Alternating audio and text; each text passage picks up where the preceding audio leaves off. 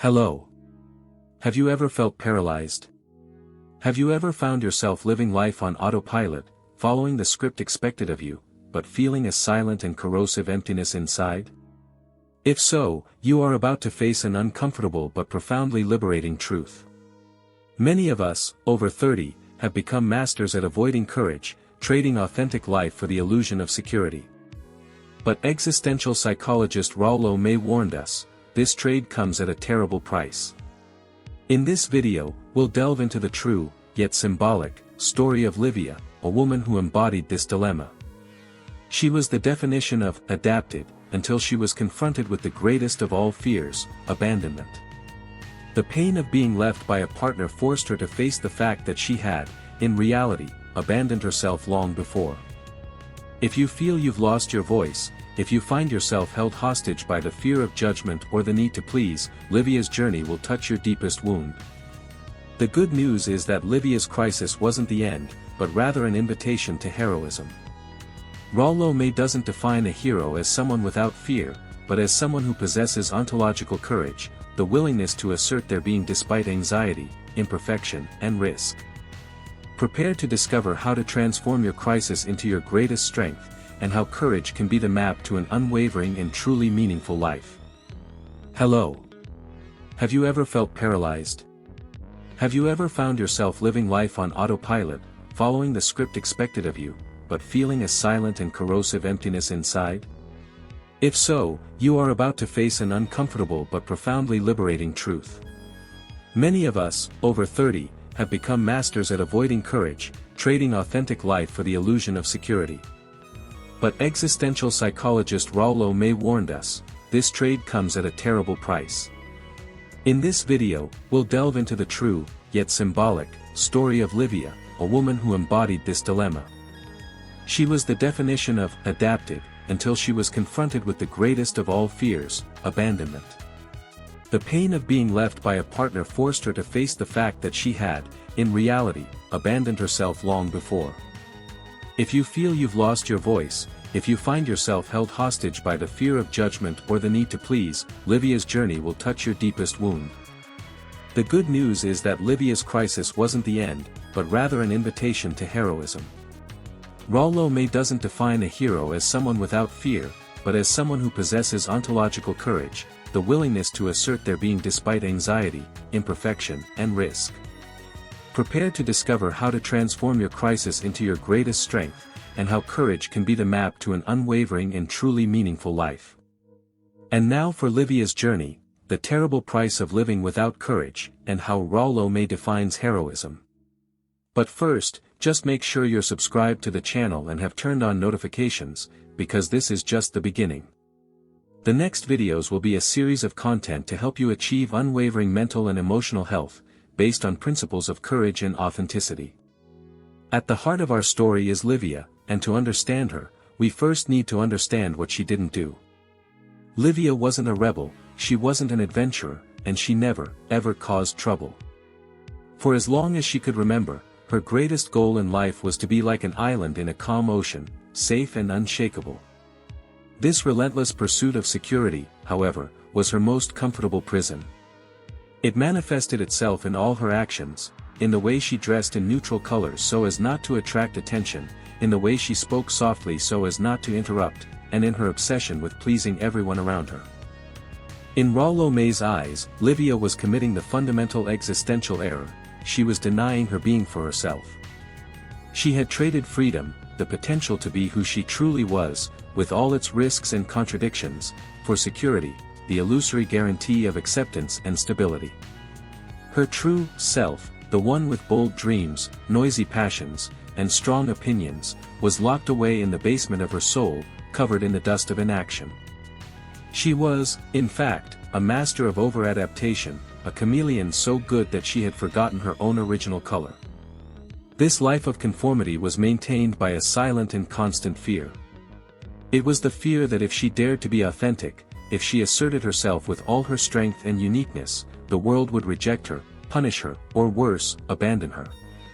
Thus, Lívia strove to be the version of herself that she believed others needed, the perfect daughter, the reliable friend, the predictable partner. She transformed herself into a mirror, reflecting the expectations of others, never having the time or space to reflect her own image. The price of this apparent peace was the loss of her own essence.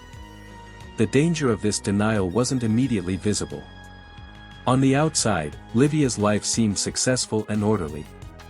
She had a good job, stable, but tedious, a tidy apartment, functional, but lacking personality, and a long-term relationship. But inside, her soul was withering. It was like a beautiful plastic flower, perfectly intact, but devoid of life and fragrance. The anxiety that Rollo May had studied so thoroughly wasn't screaming within Lívia, it was whispering, an underlying anxiety that led her to avoid any situation that might force her to make a bold decision or expose a vulnerability. This choice for security was, in itself, an act of profound cowardice. Lívia did not allow herself to explore the vast and dangerous territory of her potential. She was content to be a footnote in the lives of others, instead of being the headline of her own. She had abdicated her ontology, the study of being. If you asked her, "Who is Lívia?" she would answer with her roles, wife, employee, friend, but never with her being, what she loved, what revolted her, what moved her. She lived on the margins, observing life unfold, instead of jumping into the turbulent river of existence. The tragic beauty of this phase is that, although she thought she was ensuring her safety, Lívia was, in fact, preparing the ground for disaster. By refusing to actively assert her being, she made it vulnerable to the slightest external turbulence. Her fortress was made of paper, built on the unstable foundation of others' approval. The denial of being for herself was digging a hole in her soul that, sooner or later, would be exposed. This is the starting point, the backdrop of our character, where her inauthenticity becomes the silence before the storm that is about to arrive. Lívia's marriage to Marcos was no fairy tale, it was a contract of mutual security, though only Lívia was aware of all the unwritten terms. She fell in love not only with Marcos, but with the identity he offered her, that of Marcos's wife, a role that gave her structure, social status, and, above all, an unquestionable sense of belonging. She had transferred the center of her emotional gravity, previously scattered, to his orbit, convinced that as long as she was connected to him, she would be immune to the loneliness and existential emptiness that so terrified her. The relationship became a meticulous exercise in mirroring. Lívia developed an almost psychic ability to anticipate Marcos's desires, adapting her tastes, schedules, and even her emotional reactions to perfectly fit his needs. If Marcos liked a movie, she idolized it. If he was irritated by disorganization, she became the queen of order. The problem, according to the existentialist view, is that she was no longer relating to him as an I with a thou, but rather as an extension or appendage of him. She had dissolved into the relationship, becoming a successful but colorless shadow. This excessive dependence wasn't merely passive, it was an active, albeit unconscious, choice to relinquish freedom. Where there is freedom, there is choice, and where there is choice, there is responsibility, and, for Lívia, responsibility was synonymous with anxiety. As long as Marcos made the big decisions, where to live, where to travel, how to invest, Lívia felt relieved of the weight of her own autonomous existence. She convinced herself that this was the highest form of love, total surrender. But, in truth, it was the highest form of escape, the escape from the need to assert herself. For audiences over 30, this dynamic is terribly recognizable. Many have seen or experienced relationships where one partner is absorbed by the other's narrative. Lívia fed off Marcos's validation, treating his praise as oxygen. The dependence wasn't financial, but ontological, she depended on him to be. If Marcos saw her as valuable, she was valuable. If he saw her as competent, she was competent. Her identity was a temporary reflection, not an inexhaustible, internal source. The tragic paradox of this surrender is that the more she negated herself for Marcos, the more she undermined her own attraction. Marcos, perhaps unconsciously, sought the integrity and passion he lacked within himself, but in Lívia he only found an echo. What began as comfort gradually transformed into a feeling of being alone in the relationship. The absence of Lívia's authentic self created a vacuum. She was no longer a partner, but a predictable scenario. The price of dependency is always fragility. Lívia built her house on shifting ground. She lacked an internal support system, her only pillar was Marcos. And since life, in the existential view, is marked by contingency, chance, change, this structure was doomed to crumble. The next phase of the story isn't about a man leaving home, it's about the catastrophic failure of an identity system built on the expectations of others. The impending abandonment will be painful, not because she will lose a husband, but because she will lose the only mirror that told her who she was. Marcos's departure wasn't preceded by a shout, a fight, or the dramatic throwing of objects. It was something much quieter, and therefore, much more devastating. Lívia's abandonment came via a note, left on the kitchen counter, next to the coffee maker she religiously programmed for him every morning. The irony was cruel, she had strived so hard to create perfect order, and the disorder came packaged in a piece of paper. The text was brief, formal, and avoided any trace of deep emotion or complex explanation. I need space. I need to find myself. Don't look for me. The absence of drama was what made the blow existentially so profound. There was no anger for Lívia to shield herself with, nor guilt to give her temporary purpose. There was only an icy emptiness where Marcos used to be.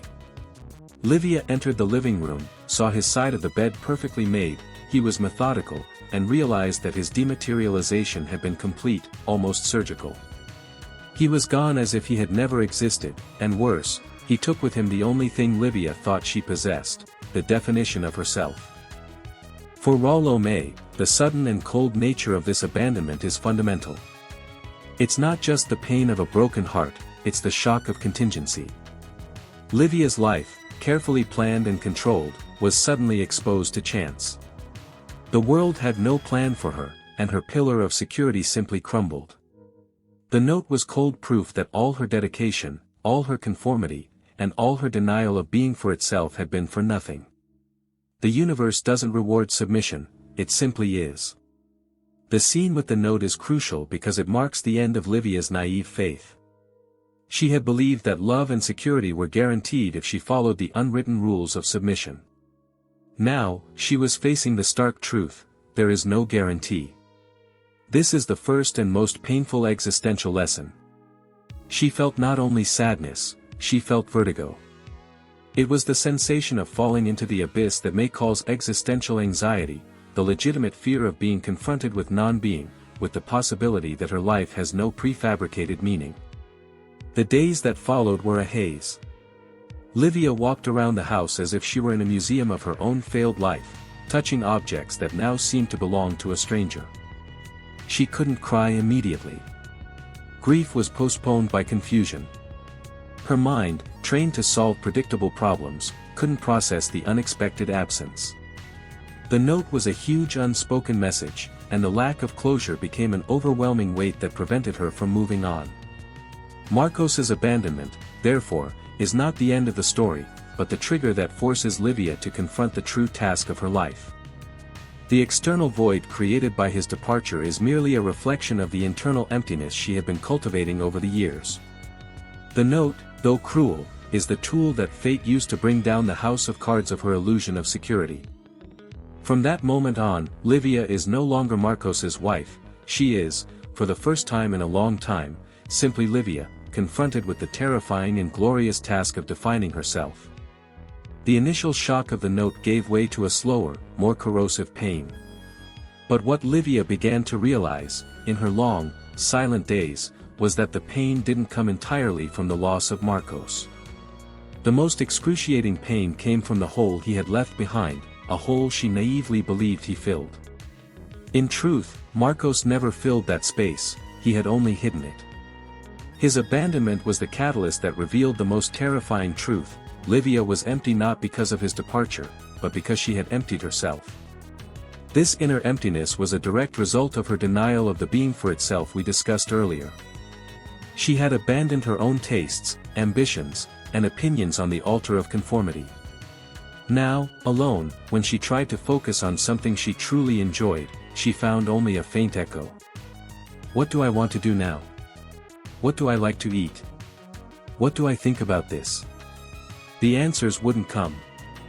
The inner voice, silenced by years of dependence, was too hoarse to be heard. She realized she had been a tenant in her own life, and the landlord, Marcos, had left. Rollo May speaks about the existential guilt that arises when we fail to develop our potential. It's not guilt for having done something wrong to another person, but for having failed our own self. Lívia began to feel this guilt acutely. She felt guilty for not having been herself, for having wasted the freedom to become. What Marcos abandoned was a shell, a projection. And Lívia now had to face the fact that the person he left behind was not the person she was destined to be. The revelation was like looking at an old diary and not recognizing the handwriting. Lívia tried to resume old hobbies, the painting she loved in college, but the paints felt strange in her hands. Her former passion had turned into a melancholy obligation. She realized that, over the years, she had allowed her world to become so small and so focused on Marcos's well-being that there was no room for her own self to flourish. She had traded the vastness of life for the safety of a cramped corner. With Marcos's departure and the painful revelation of his self-abandonment, Lívia was thrown into a state of acute identity crisis. The crisis wasn't a phase of ordinary sadness, it was the feeling that the very ground beneath her feet had disintegrated. When someone asks a child, "Who are you?" they usually answer with their name. When we asked Lívia, she didn't have a ready answer. Marcos's wife had vanished, and what remained was a blank canvas, terrifying in its vastness and lack of contours. This dissolution of the constructed identity is what Rollo May would describe as a direct encounter with non-being. Lívia's identity was a social structure, a set of labels and roles she played. With the removal of the main label, the structure began to crumble. She looked at her resume, her photos, the clothes she wore, and everything seemed to belong to a stranger. She felt depersonalized, as if she were acting in a film where she had forgotten her role. This ontological shock is inherently uncomfortable, but it is a necessary step towards authenticity. The crisis manifested itself in small and large things. She had difficulty making the simplest decisions: what to wear, what to eat, which route to take to work. Every choice, once trivial, now seemed to carry the weight of the universe, for there was no longer Marcos's voice or social expectation to guide her. This overload of unsolicited freedom paralyzed her. She longed for the predictability of before, even knowing it was an illusion. Her mind was in turmoil, desperately trying to stitch together the loose pieces of her old life to form a coherent pattern, but the stitching always came undone. For our mature audience, the resonance is strong, as many have experienced the loss of a defining role, whether through divorce, retirement, or children leaving home. Lívia's crisis proves that our psychological reality depends on our narrative. And when that narrative breaks down, we are left without an anchor. Lívia felt adrift, unsure if the new person who would emerge would be better or worse than the old one. The anxiety was constant, a dense fog obscuring any vision of the future. The interesting thing is that this dissolution, despite being painful, is the only path to courage. Rollo May teaches that courage is not just a virtue, it is the ability to face anxiety and chaos in order to affirm the self. Lívia was now in chaos, on the threshold of her existence, where the old identity was dead and the new one had not yet been born. She was floating in what existentialists call the void, a space without structure, but full of potential. This phase of shock and disintegration lasted for weeks, making her almost unrecognizable to those who knew her. She didn't sleep well, ate poorly, and her facial expressions were marked by constant bewilderment. But, at the bottom of this well of confusion, there was a tiny, resilient seed of hope, that upon hitting rock bottom, she would have to propel herself upwards, using the only force that remained, her will to be, no longer the will to be accepted. The crisis was the baptism of fire that would force her to find a new and stronger autonomous identity. Lívia's identity crisis quickly pushed her into the realm of neurotic anxiety. Rollo May makes a crucial distinction here that is vital to our understanding. Existential anxiety is the natural fear of facing life, death, freedom, and emptiness. It is normal, healthy, and propels us to action. Neurotic anxiety, on the other hand, is what Lívia embraced, an exaggerated and disproportionate reaction to a threat, used as an escape strategy to avoid facing real existential anxiety. For Lívia, this neurotic anxiety manifested itself in a series of tiny rituals and worries. Instead of asking herself, "What is the meaning of my life now?" a huge existential question, she fixated on small, controllable issues. Did I leave the tap dripping? Did the neighbor notice the dust on my car? Did I say the right thing on that 2-minute phone call? She began checking the stove 10 times before bed and creating catastrophic scenarios for irrelevant social events. She was actively inventing problems to avoid facing the big problem, her freedom and solitude. This escape for the neurotic is a desperate attempt to restore predictability. Neurotic anxiety, however painful, offers a false sense of control. If Lívia could focus intensely on organizing her email inbox, she wouldn't have to worry about the daunting question, "What will I do with the rest of my life?" It's a mental smokescreen. The energy that should have been used to rebuild her being, that is, on creative courage, was being drained and wasted on trivial and obsessive worries. Lívia also began to develop mild hypochondria. Any headache was a tumor, any cold, pneumonia. The focus on the body and physical illnesses was another way of diverting attention from the suffering of the soul. Physical illness, however serious it may seem, is a defined problem. It has symptoms, diagnoses, and ideally, a treatment. It is much easier to face a medical diagnosis than to confront the lack of meaning in life. The vicious cycle was cruel. Neurotic anxiety isolated her, as she avoided situations that could trigger her irrational fears, and the isolation, in turn, increased the emptiness, further fueling the anxiety. She became increasingly smaller, shrinking into her apartment, using her illness and its rituals. So, were you already familiar with the depth of the concept of existential anxiety and how it manifested in Lívia's isolation? Did you know that Rollo May saw crisis as the only path to courage? Let me know in the comments if you identify with Lívia's victim phase. I'm eager to read your reflections. Like a rusty suit of armor that prevented her from interacting with the real and dangerous world of existence. Rollo May's message to the audience here is profound. Neurotic fear is a luxury that being cannot afford. By allowing these small, disproportionate fears to dominate her life, Lívia was refusing to pay the price of courage, which is the willingness to accept the pain of existential anxiety. She was choosing death in life, neurotic stagnation, instead of the risk of a full life, the courage to be. Fortunately, this plunge into the depths of neurosis is often what precedes awakening, when the cost of fleeing finally becomes greater than the cost of facing it. After plunging into neurotic anxiety, the next stage in Lívia's descent was isolation. She didn't withdraw from the world dramatically. It was a gradual, silent, and, most importantly, justified retreat. The world seemed too noisy, too demanding, and too prone to reminding her of her failure. The apartment became her cocoon, a fortress where she could control the variables and thus control, or so she thought, her anxiety. Isolation, however, came with a dangerous narrative, that of being the victim. Lívia began to feed on the pity she felt for herself. The lens of victimization distorts reality. Everything that happens is the fault of fate, of Marcos, or of circumstances. The world was an unfair place, and she was the innocent sufferer. This narrative, although paralyzing, offered a morbid consolation. As long as she was the victim, she was exempt from responsibility. She didn't have to act, change, or be brave, she only had to endure. Distancing herself from friends and family wasn't just a way to avoid judgment, it was a way to avoid confrontation. Anyone who tried to encourage her to go out, to take action, or to turn things around, was seen as insensitive or threatening.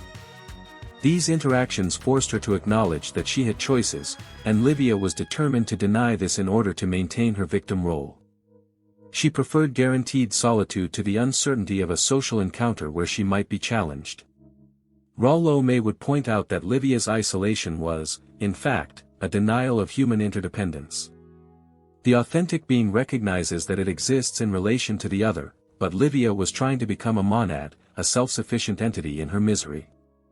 She was refusing to participate in the dialogue of life, preferring the safe and predictable monologue of her own anxious thoughts. The result was a deepening of emptiness. Solitude can be a place of reflection, isolation is a place of decay. For our audience, this is an important reminder of how easy it is to fall into the victimhood trap after a major loss. It's a defense mechanism that, in the short term, protects the psyche, but in the long term, stifles the potential for growth. Lívia was using her suffering as a substitute identity. I am the woman who was abandoned and suffered, and this identity, being familiar, seemed safer than the uncertainty of, I am the woman who is rebuilding herself. But, as life doesn't allow stagnation for long, the isolation began to become unsustainable. The pain of inaction and loneliness began to supplant the comfort of being safe. Time, which passed slowly, brought with it not healing, but boredom and the growing realization that she was wasting her days. The cocoon was becoming a tomb.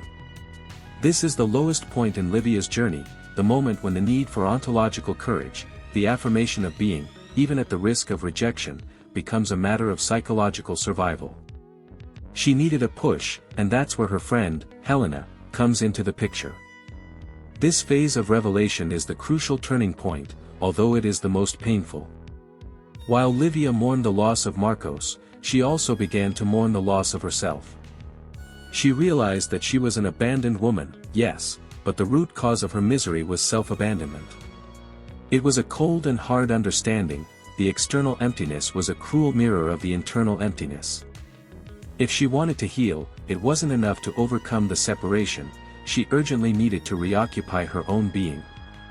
The first act of courage, according to May, is awareness. By naming her emptiness and tracing it back to her own past choices, Lívia was taking a monumental step out of victimhood. She was beginning to accept her responsibility for her own inauthenticity. It wasn't Marcos's fault that she had no hobbies, but a choice she made. It wasn't his fault that she had no voice, but a renunciation on her part. This terrifying and liberating insight prepares her for the next phase, the profound identity crisis that precedes true reconstruction. At the darkest point of Lívia's isolation, when the apartment seemed like an echo chamber of her own sadness, Helena appeared. Helena wasn't just a longtime friend, she was the vibrant contrast to everything Lívia had become, authentic, strong, and comfortably in touch with her own imperfection. Helena called, but Lívia avoided the call. She sent messages, but Lívia responded with evasive monosyllables. Finally, Helena did what true friendship demands, she ignored the barriers and showed up at Lívia's door, coffee in hand and a firm resolve in her gaze. Helena's visit wasn't marked by comforting clichés like, everything will be alright, or, you deserve better. She instinctively understood that Lívia's problem wasn't Marcos, but rather her own denial of life. Helena sat in Lívia's silent room and, after a moment of observation, made the intervention Lívia needed but feared. She spoke about courage, but not the heroic courage of movies, but the kind Rollo May defines, ontological courage. Helena looked at Lívia and said, in a calm but sharp voice, you're using pain as an excuse not to live, Lívia. You're living as if you're waiting for someone to come and save you. But your greatest fear isn't his abandonment, it's your own capacity to be. It's terrifying, I know, but you have to choose whether you're going to be the main character in your tragedy or the heroine of your own story. This confrontation wasn't easy, it caused anger and tears in Lívia, but it was the first ray of light to pierce the darkness of her isolation. Helena's role in the existential narrative is that of the authentic other. She is not there to support Lívia's neurosis or to participate in her victim narrative. She is there to be an honest mirror, reflecting the responsibility and potential that Lívia was desperately trying to avoid. She was offering Lívia a chance to reconnect with reality through a genuine relationship, one that required Lívia to abandon the mask of fragility. This interaction is dynamic and crucial for the adult audience. It illustrates that true help often involves loving confrontation, not just comfort. Helena didn't give Lívia the answers, but she forced her to face the right questions. What are you missing by not being yourself, and, what is the real price you are paying for this false security? She was calling Lívia back to her being. The seed Helena planted was the idea that courage doesn't mean not being afraid, but asserting oneself despite fear. She convinced Lívia, not to go to a party, but to take a small step, something that required an autonomous decision. No matter how tiny, the act needed to be an affirmation of being. Lívia, though resentful, could no longer ignore the words. The comfort of her victimhood had been disturbed. The call to courage had been made, and now it was up to Lívia to answer it, even if with the smallest of gestures. Despite Helena's confrontation, the fog of neurotic anxiety and the weight of loneliness did not immediately dissipate. Lívia continued to struggle, but Helena's words echoed. One morning, on her way to an insignificant appointment, she was on the crowded, gray subway platform. The train approached with a deafening roar, and the familiar sensation of vertigo hit her. At that moment, the weight of life, the responsibility of her freedom, and the emptiness of her existence seemed unbearable. In an impulse that lasted less than a second, Lívia felt the pull of the abyss. It wasn't a conscious desire for death, but rather an attraction to total escape, to the annihilation of being. The act of jumping onto the railway line, or even the thought of it, was the ultimate manifestation of the desire to escape existential anxiety through non-being. If she didn't exist, she wouldn't have to be free, she wouldn't have to choose, and she wouldn't have to feel the pain of her inauthenticity. It was Rollo May's terror of non-being, presenting itself in its most literal and terrifying form. Lívia's body took a hesitant step forward, and it was in that microlapse of time that something profoundly primal and vital awakened. On the threshold of annihilation, she recoiled. The fear wasn't of death itself, but the acute realization that if she gave in to escape, she would be wasting the only gift she had left, her potential. In the last second, she felt the cold train air brushing her face and the harsh reality of her choice. It was an instinctive and visceral no to annihilation. The scene is an archetype of the hero, the moment when life confronts death and life chooses itself. For Lívia, this retreat was the first act of authentic ontological courage. It was not a planned or moral act, it was a survival instinct of her being. She affirmed her existence against the temptation of dissolution. Courage, in this context, was not bravery, but the affirmation of the will to be. She stepped away from the platform, her legs trembling. The world no longer seemed gray, it seemed intensely, brutally real. The noise of the train, the smell of metal, the touch of the people around her, everything seemed hypersensory, as if she had returned from a terrifying journey and was seeing life for the first time. She was back, and the experience, though frightening, had injected her with a dose of meaning. From that moment on, Lívia's struggle changed. She was no longer merely surviving, she was actively fighting to live. The experience on the train served as a clear demarcation, total escape was no longer an option. She had looked into the abyss and turned back. The innate heroism that Helena mentioned was not in grandiose acts, but in this simple, yet powerful, act of refusing non-being. The path to reconstruction began here, forged in fear, but fueled by the newfound affirmation of life itself. After the shock of the experience on the platform, Lívia felt an inexplicable need for expression and connection that her neurotic anxiety could no longer stifle. Following an impulse she wouldn't have had weeks before, she decided to visit a modern art museum in the city. She didn't understand anything about art, but she felt drawn to the concept of something being created from nothing, a direct parallel to her own existential situation. The museum environment, with its vast rooms and canvases brimming with colors and forms that defied logic, was a stark contrast to the rigid order and conformity of her previous life. In particular, she was drawn to an abstract work, full of thick brushstrokes and raw primary colors. It wasn't beautiful in the classical sense, but it was undeniably authentic and powerful. She stood there, absorbing the energy of that creation. Rollo May defines creative courage as the courage to express one's being through the act of doing something new, something that risks rejection, ridicule, and misunderstanding. Looking at the canvas, Lívia wasn't just seeing paint, she was witnessing the artist's courage in putting his raw soul out into the world. The canvas was proof that it was possible to confront the void, capture the colors of anguish and joy, and give shape to a new reality, even if that shape was strange and imperfect. Lívia realized that art wasn't about perfection or beauty, it was about taking risks. The artist had exposed himself, facing the anxiety of, does this have value? Will I be judged? And the work's answer was a resounding, I care about my being, and this is my affirmation, regardless of what you think. This revelation struck Lívia at the core of her past denial. She had spent her life avoiding rejection, the artist had embraced risk in the name of expression. She began visiting the museum regularly, not as a scholar, but as a pilgrim in search of ontological inspiration.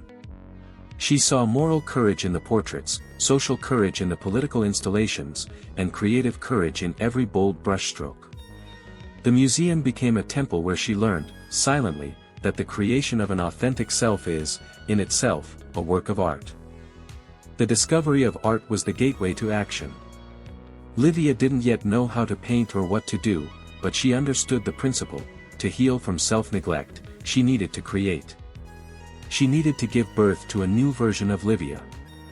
Art gave her subconscious permission to be imperfect, to be noisy, to be authentic.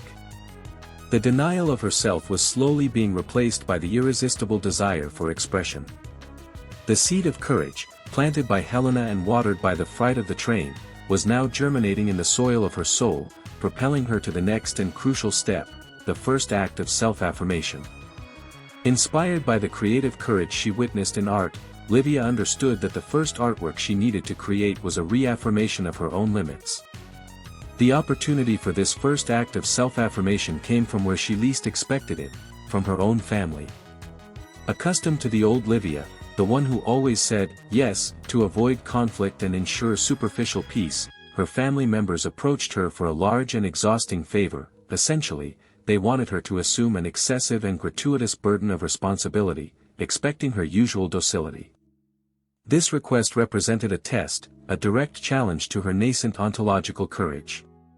Saying yes to them would be the easy way out, avoiding friction and immediate guilt, but it would be a devastating betrayal of the new being she was trying to bring into the world. It would mean returning to the old dynamic of over-adaptation and denial of the self for itself.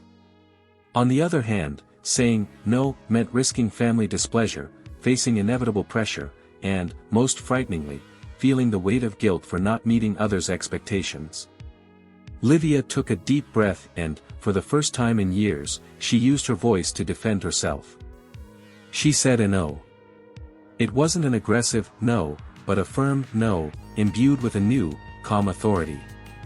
She explained that, at the moment, she needed to focus on herself and couldn't take on any more commitments.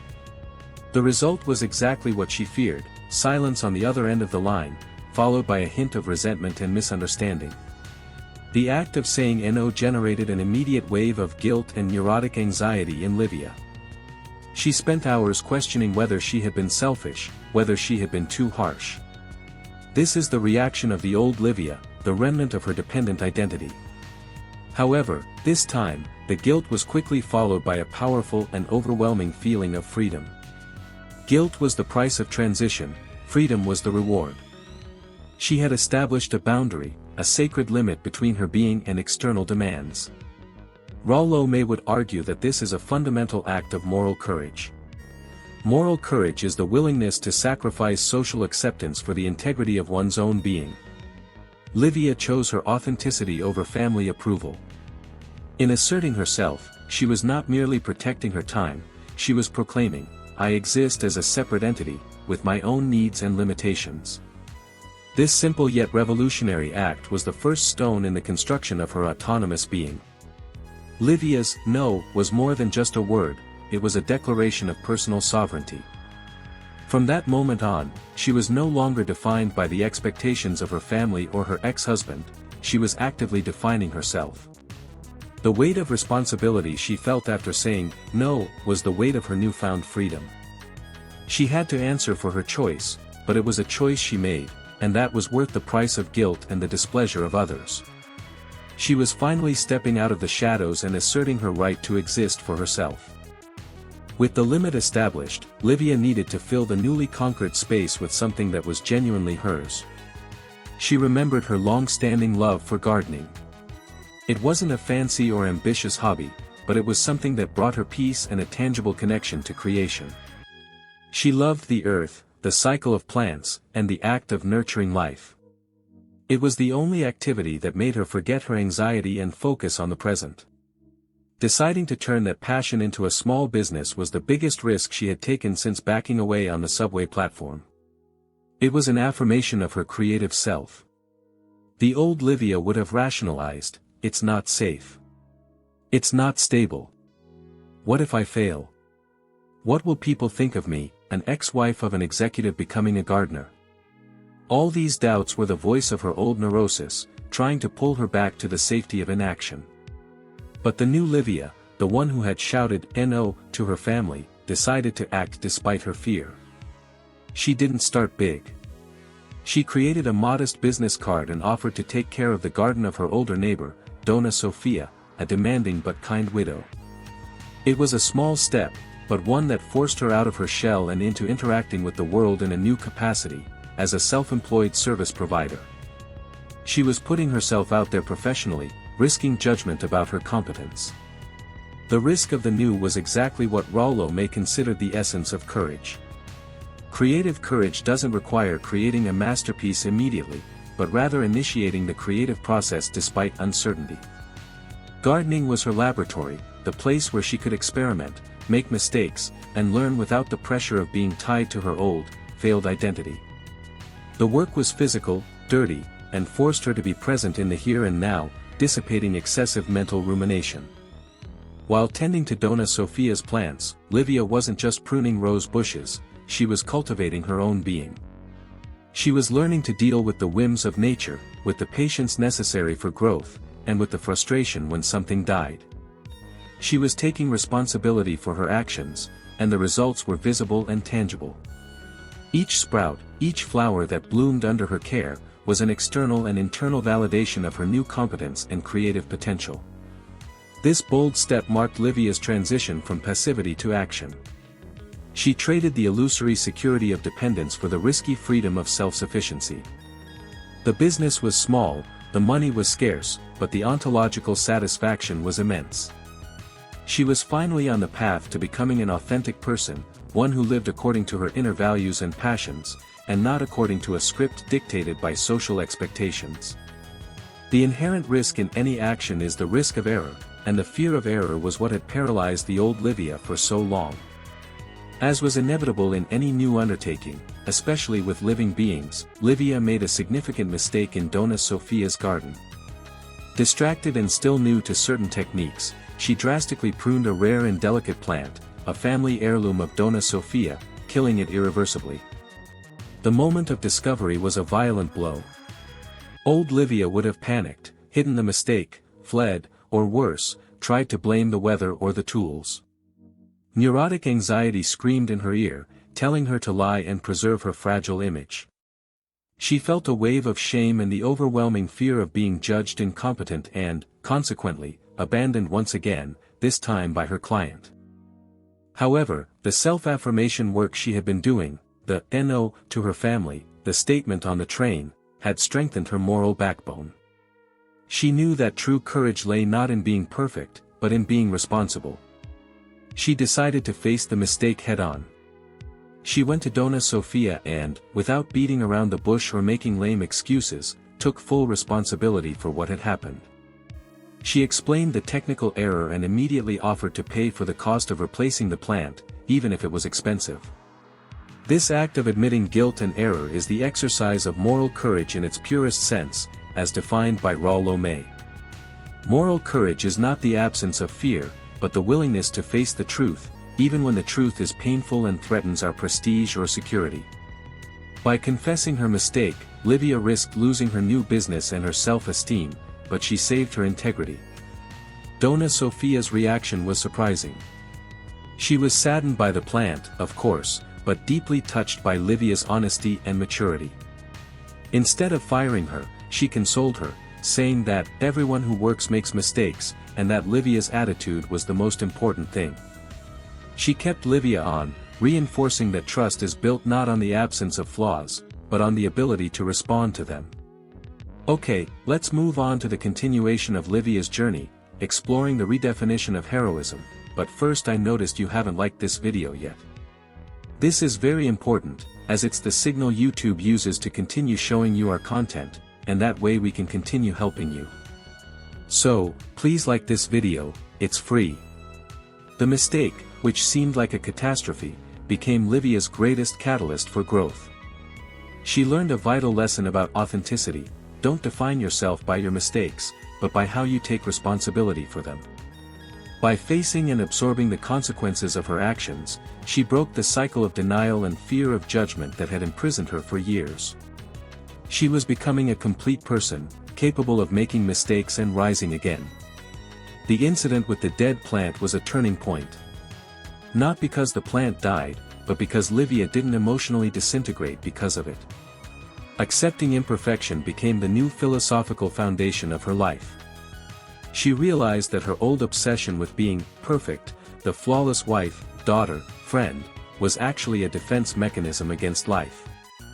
Perfection was a rigid armor that prevented her from growing and truly connecting. The central understanding that took hold was, courage is not the absence of fear or the guarantee of success, it is the ability to act despite fear and despite the certainty that mistakes will come. She realized that authentic life is inherently risky and imperfect. It is in the midst of the mess, the mud, and the failures that the true self reveals itself and strengthens. Fragility was not the mistake, fragility was the refusal to try. Lívia began actively practicing frustration tolerance. When she made a small mistake in gardening, or when a client refused her services, she allowed herself to feel the pang of disappointment, but she didn't let it spiral into victimhood and anxiety. She told herself, "This is part of the process. This is proof that I'm trying." She was exchanging the expectation of a perfect result for the value of genuine effort. Accepting imperfection is a profoundly liberating concept for audiences over 30, who often carry the weight of unmet expectations and past mistakes. Lívia was learning that the past doesn't have to be a shackle, it can be a learning field.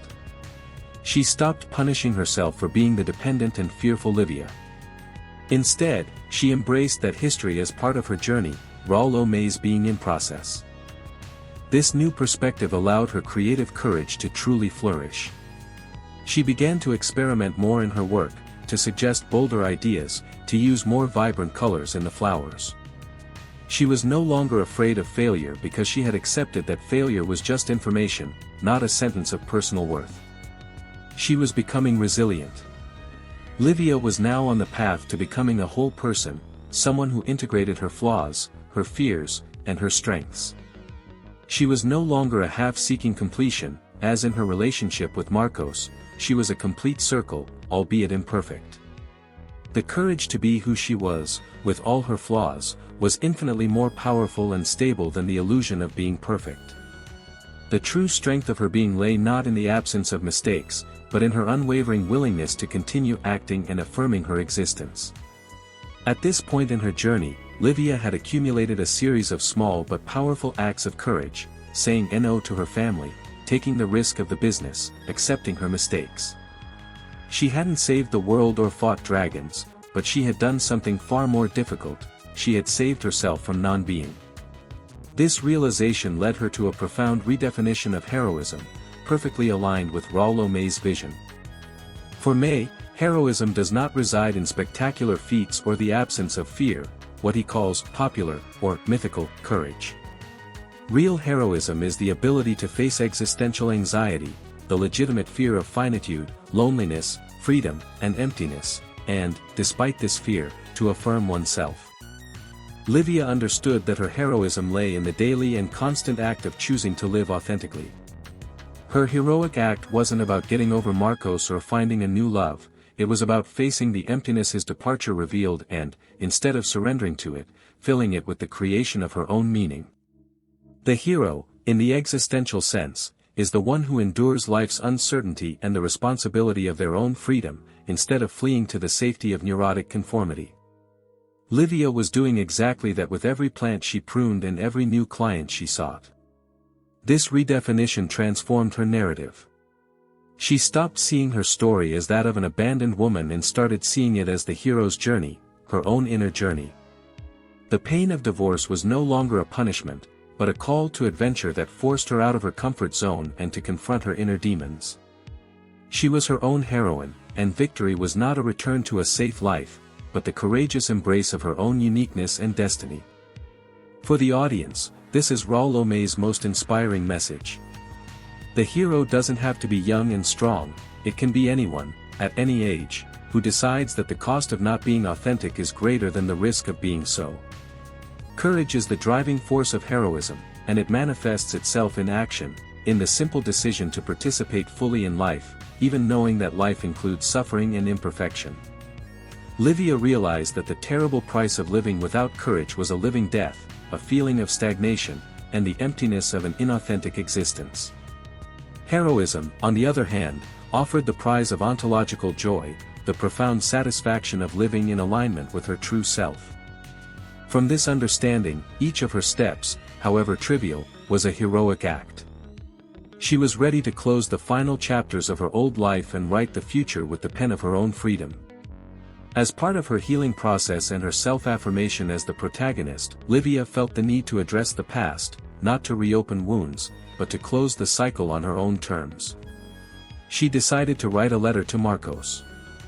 This was not a letter to be sent, but a tool for emotional processing and existential detachment. She called it, the closure letter. In the letter, she didn't vent resentment or plead. She began by acknowledging the pain of abandonment, but quickly shifted focus. She thanked Marcos, indirectly and deeply, for forcing her to confront the emptiness she carried. She wrote, "Your departure gave me the responsibility I was actively avoiding. By taking away my pillar of security, you forced me to build my own foundation." She recognized her own inauthenticity in the relationship and forgave herself for diminishing herself. The act of writing the letter was a way for Lívia to take full responsibility for her past and her choices, transforming the victim into a moral agent. She was rewriting the story of the divorce, no longer as the story of the abandoned woman, but as the story of the woman who was freed by a crisis. By writing, she freed herself from the need for validation or justification from Marcos. The truth contained in the letter was for her and only for her. This technique reflects the concept of processing existential guilt. Lívia wasn't blaming Marcos, she was acknowledging her own failure to fulfill her potential and, through the act of writing, was moving toward acceptance. The final detachment is not merely emotional, it is existential. She was letting go of the identity of ex-wife and embracing her identity as a being for herself. Upon finishing the letter, she carefully folded it. There was no need to send it. Its purpose had already been fulfilled. She burned it ritually, or perhaps, more symbolically, kept it in a box as an artifact of her past history. The important thing was that the emotional energy tied to Marcos and the divorce had been severed. She was no longer waiting for an explanation, an apology, or closure from him. The closure came from within. This act of declaring herself the protagonist of her own life marked the end of her grieving phase. Lívia could now look to the future without the weight of the past. She had integrated the pain, transforming it into wisdom and strength. From here on, each chapter would be written with her newfound courage and authenticity. She was ready for other areas of her life, especially her creative work, to reflect her newfound fulfillment. With her identity solidly established and no longer dependent on a partner, Lívia began to open herself to the possibility of a new relationship. But what she was looking for now was radically different. The old Lívia sought a savior, a life insurance policy against loneliness. The new Lívia sought a partner, another autonomous being. Maturity in love, from an existential perspective, means the ability to relate to another individual not out of neurotic need, dependency, but out of a desire to share one's full self. Lívia no longer feared loneliness because she had learned to enjoy her own company and to be her own primary source of meaning. Any new relationship would be an addition, not a crutch.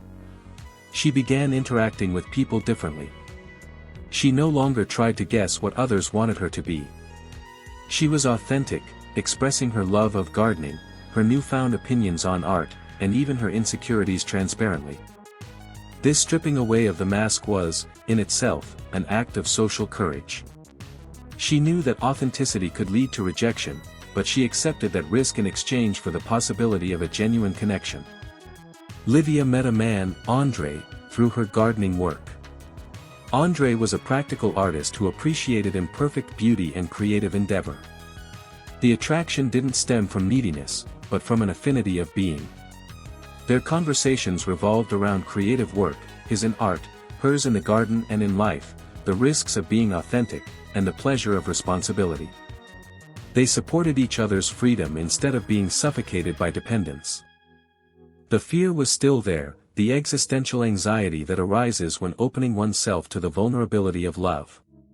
But this time, Lívia used that anxiety as a compass. If she felt tempted to negate herself or conform, she would recognize the sign that she was regressing, and she would reaffirm herself. She established healthy boundaries and valued André's individuality as much as her own. This new relationship was living proof of her healing. Love, now, was a dialogue between two complete beings, not a symbiotic agreement. The courage to love authentically is, for Rollo May, one of the highest forms of heroism, as it demands acceptance of the finiteness of the relationship and the risk of future pain. Lívia, courageously, chose the risk of true connection instead of the safety of isolation. Lívia's small gardening business, which began as a timid act of self-affirmation, quickly prospered and became a powerful expression of her creative courage and authentic self. It was no longer just about pruning plants, it was about creating worlds. Lívia approached each garden as a blank canvas, infusing them with her vision, her patience, and her willingness to take aesthetic risks. Her work stood out because it was infused with passion and meaning. She wasn't just doing the work, she was expressing her soul through it. The community noticed the difference. Her small business grew by word of mouth, and she had to hire help. She wasn't just making money, she was building a value structure that was entirely her own. This was the antithesis of the old Lívia, who lived on a steady but passionless salary in Marcos's shadow. Lívia's professional flourishing was a metaphor for her personal flourishing. Each successful garden reinforced her competence and autonomy. She dealt with suppliers, budgets, and employees, responsibilities the old Lívia would have shied away from, with confidence. She had transformed performance anxiety into the excitement of creation. She was becoming, in May's view, an individual who impacts the world with her being.